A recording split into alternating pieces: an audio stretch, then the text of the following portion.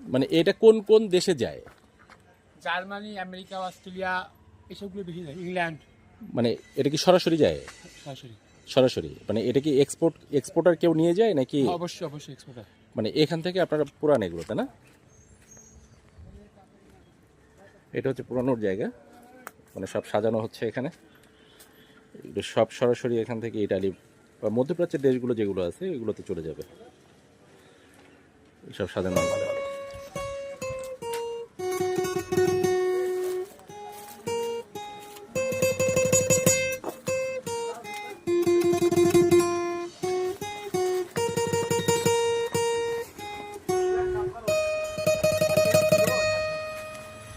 আমি কি করবো?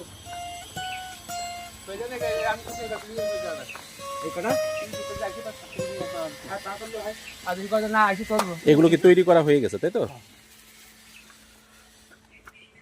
এগুলো সব এটা হচ্ছে এই কাজের শেষ ধাপ, যেখানে ডাইগুলো ডাইয়ের যে শেপগুলো করা হয়েছিল